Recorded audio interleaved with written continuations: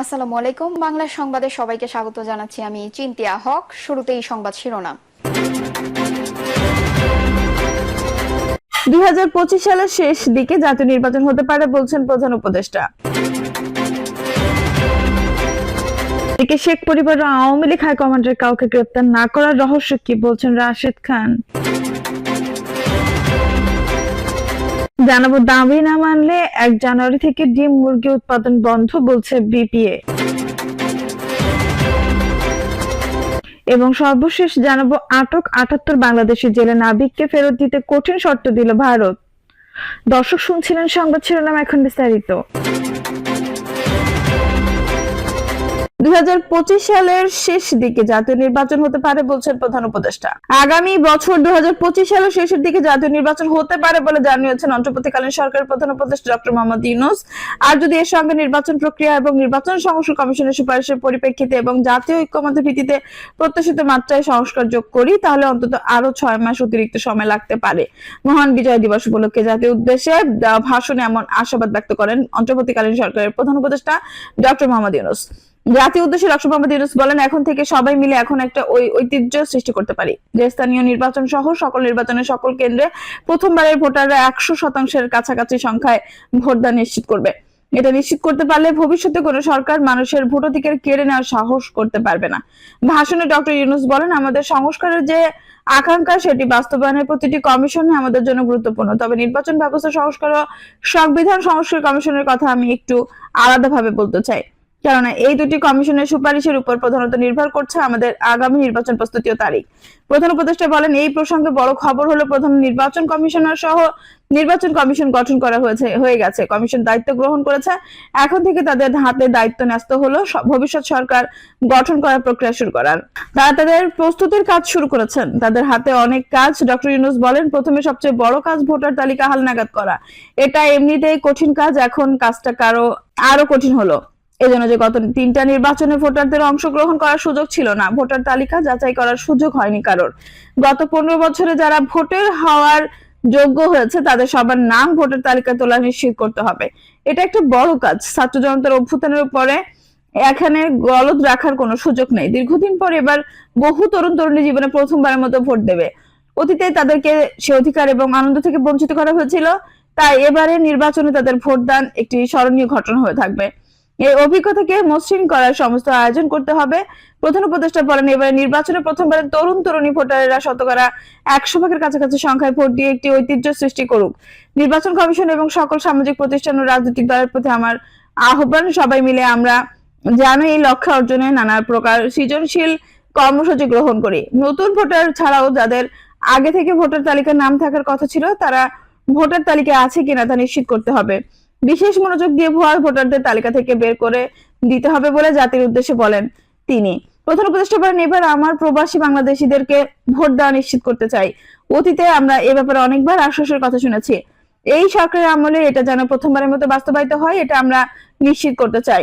এর জন্য একটা নির্ভরযোগ্য ব্যবস্থা করতে হবে। তিনি বলেন, সবকিছু সময় সাপেক্ষ ব্যাপার। এই সঙ্গে যদি আমরা নির্বাচন প্রক্রিয়া আরো উন্নত করতে চাই, নির্বাচন সংস্কার কমিশনের সুপারিশ মালা বাস্তবায়ন করতে চাই, তাহলে প্রয়োজনীয় সংস্কার বিস্তারিত ও গভীরতা অনুসারে নির্বাচন কমিশনকে সময় দিতে হবে। প্রধান ও রাজনৈতিক দলের উদ্দেশ্যে প্রধান উপদেষ্টা বলেন, আমি সকল প্রধান সংস্কারগুলো সম্পন্ন করে নির্বাচন আয়োজন করার ব্যাপারে বারবার আপনাদের কাছে আবেদন জানিয়ে এসেছি। তবে রাজনৈতিক ঐক্যমত্যের কারণে আমাদেরকে যদি অল্প কিছু সংস্কার করে ভোটার তালিকা নির্ভুলভাবে তৈরি করার ভিত্তিতে নির্বাচন সম্পন্ন করতে হয়, তাহলে 2025 সালের শেষের দিকে নির্বাচন অনুষ্ঠিত হয়তো সম্ভব হবে। আর যদি এর সঙ্গে নির্বাচন প্রক্রিয়া এবং নির্বাচন সংস্কার কমিশনের সুপারিশের পরিপ্রেক্ষিতে এবং জাতীয় ঐক্যমত্যের ভিত্তিতে প্রত্যাশিত মাত্রা সংস্কার যোগ করে, তাহলে অন্তত আরো 6 মাস অতিরিক্ত সময় লাগতে পারে। শেখ পরিবারের আওয়ামী লীগ হাইকমান্ডের কাউকে গ্রেপ্তার না করার রহস্য কি বলছেন রাশেদ খান। শেখ পরিবারের আওয়ামী লীগ হাইকমান্ডের কাউকে গ্রেপ্তার না করার রহস্য কি জানতে চেয়েছেন গণ অধিকার পরিষদের সাধারণ সম্পাদক মোহাম্মদ রাশেদ খান। বলেছেন, শেখ হাসিনাকে ভারত থেকে দেশে ফিরিয়ে এনে বিচার নিশ্চিত করতে হবে। তিনি বলেন, আগামী 1 মাসের মধ্যে কক্সবাজারকে মাদক মুক্ত জেলা হিসেবে ঘোষণা করতে হবে। কক্সবাজারের মানুষ আমার কাছে অভিযোগ করেছে, সেখানে আইন শৃঙ্খলা পরিস্থিতি নিয়ন্ত্রণ নেই। ডিসিএসপি পরিস্থিতি নিয়ন্ত্রণ করার জন্য কঠোর পদক্ষেপ নিতে পারছে না। এখনো আওয়ামী লীগ প্রেতাত্ম চক্রান্তরা ঘুরে বেড়াচ্ছে, যারা এখানে গুম খুনের নির্দেশদাতা তারা বুক ফুলে ঘুরে বেড়াচ্ছে, কাউকে গ্রেপ্তার করা হচ্ছে না। তিনি বলেন, এই কক্সবাজারে ওসি প্রদীপের তাণ্ডব আমরা দেখেছি। 200 এর অধিক মানুষকে সে ক্রস ফায়ার দিয়ে হত্যা করেছে, কিন্তু কাদের নির্দেশে তিনি হত্যা করেছেন, তাদেরকে কি বিচারের আওতায় আনা হয়েছে? এখানে মেজর সিনহা হত্যার শিকার হয়েছে, তখন কোনো গণমাধ্যম নিউজ করেনি, আমরা সামাজিক যোগাযোগ মাধ্যমে প্রতিবাদ করেছি। এরপর আলোচনায় আসে ওসি প্রদীপ আটক হয়। রাফিদ খান মিয়ানমার থেকে টেকনাফ হয়ে বাংলাদেশে ইয়াবা আসে, এতে বিজিবির হাত থাকার অভিযোগ আছে। টেকনাফ সীমান্তে সিসি ক্যামেরা বসাতে না পারলে এগুলো ধরা যাবে না। আমরা চাই না টেকনাফে আর কোনো বদির জন্ম হোক। বদির সাম্রাজ্য ভেঙে চুরে খান খান করতে হবে। আমাদের স্পষ্ট কথা, শেখ হাসিনাকে ভারত থেকে ফিরিয়ে আনতে হবে বলে দাবি করে তিনি বলেন, এখনো শেখ পরিবার ও আওয়ামী লীগ হাইকমান্ডে কেউ গ্রেপ্তার হয়নি। তার মানে কি এখানে কোনো সমঝোতা হয়েছে? আমরা গণহত্যাকারীর দল আওয়ামী লীগ ও জাতীয় পার্টির সঙ্গে কোনো সমঝোতা মানব না। আগামী নির্বাচনে তারা অংশগ্রহণ করতে পারবে না, অবশ্যই তাদের নিষিদ্ধ করতে হবে। জাপাকে 91তে সুযোগ দেওয়ার খেসারত আজও দিতে হচ্ছে। আওয়ামী লীগকে এবার সুযোগ দিয়ে এই খেসারত আর দিতে চায় না। কক্সবাজারের মানুষ অত্যন্ত সহজ সরল উল্লেখ করে তিনি বলেন, এখানে মহান আল্লাহর রহমত রয়েছে, প্রাকৃতিক সম্পদের ভান্ডার। এই কক্সবাজারে এই জেলাকে মডেল জেলা হিসেবে গড়ে তুলতে হবে, আর কোনো গুম খুন এখানে হতে দেওয়া যাবে না। দাবি না মানলে 1 জানুয়ারি থেকে ডিম মুরগি উৎপাদন বন্ধ বলছে বিপিএ। প্রান্তিক পোল্ট্রি খামারিদের স্বার্থ রক্ষায় কর্পোরেট কোম্পানির সিন্ডিকেট বন্ধ করার সহ দফা দাবি জানিয়েছে বাংলাদেশ পোল্ট্রি অ্যাসোসিয়েশন। এসব দাবি পূরণ না হলে 1 জানুয়ারি থেকে সারা দেশের প্রান্তিক পোল্ট্রি খামারের ডিম ও মুরগি উৎপাদন বন্ধ করার ঘোষণা দিয়েছে বিপিএ। এদিকে বাজারে কয়েক সপ্তাহ ধরে ডিম মুরগির দাম স্থিতিশীল রয়েছে। এই সময় এসব দাবি তুলে বাজার অস্থিতিশীল করার পায়তারা করছে বলে অভিযোগ উঠেছে। বিপিএর সভাপতি মোহাম্মদ সুমন হাওলাদার বিজ্ঞপ্তিতে বলেন, প্রান্তিক খামারিদের স্বার্থ রক্ষা সংকট সমাধানের জন্য সরকারকে বারবার বলার পরেও নজর দিচ্ছে না, উল্টো কর্পোরেট সিন্ডিকেটকে সরকার সহযোগিতা করছে। সরকারের কাছে সুনির্দিষ্ট পদক্ষেপ নেওয়ার জন্য আবেদন জানিয়েছি, যারা দেশে পোল্ট্রি শিল্পে প্রান্তিক খামারিরা টিকে থাকতে পারেন। বর্তমানে কর্পোরেট কোম্পানি আধিপত্য ও সিন্ডিকেটের কারণে দেশের মুরগি ও ডিমের বাজারে অস্থিরতা দেখা দিয়েছে, যার ফলে প্রান্তিক খামারিরা ক্ষতির মুখে পড়েছেন। এই সংকট দেশের খাদ্য নিরাপত্তা, কর্মসংস্থান এবং অর্থনীতির জন্য গুরুতর হুমকি সৃষ্টি করছে। তিনি আরো বলেন, বর্তমানে প্রায় 50 লাখ লোকের কর্মসংস্থান সমৃদ্ধ এই খাত মারাত্মক ঝুঁকির মধ্যে রয়েছে। যদি সরকার এখনই পদক্ষেপ না নেয় তবে পোল্ট্রি খাতের দীর্ঘমেয়াদী ক্ষতি হতে পারে।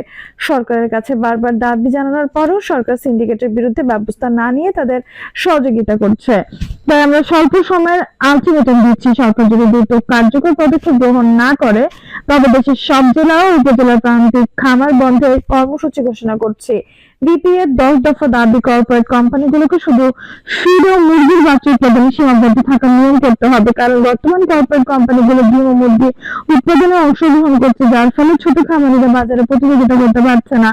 বাণিজ্যিকভাবে ডিম ও মুরগি উৎপাদন বন্ধ করতে হবে, ফিড ও মুরগির বাচ্চার সিন্ডিকেট বন্ধ করতে হবে, প্রান্তিক খামারিদের উৎপাদিত পণ্যের ন্যায্য দাম নিশ্চিত করতে হবে, ক্ষুদ্র খামারদের সহজ শর্তে ঋণ ও ভর্তুকি দেওয়ার ব্যবস্থা করতে হবে, ক্ষতিগ্রস্ত খামারদের জন্য ত্রাণদানের ব্যবস্থা করতে হবে, আলাদা বাজার সুবিধা তৈরি করতে হবে প্রান্তিক খামারিদের জন্য।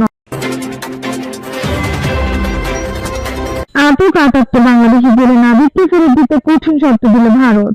ভারতের উড়িষ্যা রাজ্যের পারাদ্বীপে ভারতীয় কোস্ট গার্ডের হাতে আটকে থাকা 78 জন বাংলাদেশি জেলেকে স্বজনদের কাছে ফিরে দিতে ইতিমধ্যেই কূটনৈতিক তৎপরতা শুরু করেছে দুই দেশ।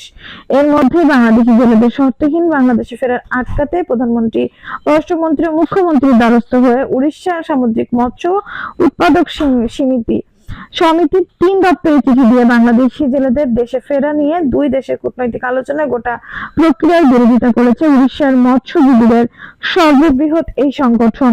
এই সংগঠনের দাবি, বিনা শর্তে বাংলাদেশি জেলেদের মুক্তি নয়, বাংলাদেশি জেলেদের পরিবর্তে ফেরত দিতে হবে বাংলাদেশের জেলে আটকে থাকা উড়িষ্যা 31 জন জেলেকে। এদিকে পশ্চিমবঙ্গের তরফেও দাবি উঠেছে পশ্চিমবঙ্গের 79 জন জেলেকে ফেরানোর ব্যাপারে। এদিকে সাংবাদিক সম্মেলনে সামুদ্রিক মৎস্য উৎপাদন সংঘের সভাপতি শ্রীকান্ত পরিদা বাংলাদেশে গত 6 ডিসেম্বর বাংলাদেশি জাহাজ দুটি ভারতীয় জলসীমায় প্রবেশ করে বেআইনিভাবে মাছ মারার সময় কোস্ট গার্ডের পক্ষ থেকে তাদের আটক করে পারাদ্বীপে আনা হয়। এই ছোট জাহাজের মোট 160 মেট্রিক টন বেশি মাছ ছিল। এটিকে নিলাম করার জন্য সরকারিভাবে বলা হলো এখন মাত্র আটক 78 জন বাংলাদেশিকে স্বদেশে ফেরানোর জন্য সরকার চেষ্টা করছে। এতে উড়িষ্যা সামুদ্রিক মৎস্য উৎপাদিত সমিতি বিরোধিতা করছে। তাদের বিরোধিতা লিখিতভাবে প্রধানমন্ত্রী, পররাষ্ট্রমন্ত্রী ও মুখ্যমন্ত্রীকে অবগত করা হয়েছে। তিনি আরো বলেছেন, 2024 সালের 16 অক্টোবর 31 ভারতীয় জেলে সমুদ্রের মধ্যে মাছ ধরার সময় ভুলবশত বাংলাদেশ জলসীমায় প্রবেশ করে। এর ফলে বাংলাদেশ সরকার তাদের গ্রেপ্তার করার পাশাপাশি 30 টন মাছ বাজেয়াপ্ত করে। আজ অব্দি বাংলাদেশ সরকার তাদের মুক্তি দেয়নি। যদি বাংলাদেশ সরকার তাদের 78 জন জেলেকে নিজ দেশে নিতে চায়, তবে প্রথমে বাংলাদেশ কারাদণ্ড ভোগ করা 31 জন জেলেকে মুক্তি দিন। দর্শক, এই ছিল এখনকার সর্বশেষ সংবাদ। নিউজটি ভালো লাগলে অবশ্যই একটা লাইক দিন, কমেন্ট অপশন মূল্যবান মতামত জানান। সবসময় আমাদের পাশে থাকতে সাবস্ক্রাইব করে বেল বাটনটি অন করে রাখুন। ধন্যবাদ।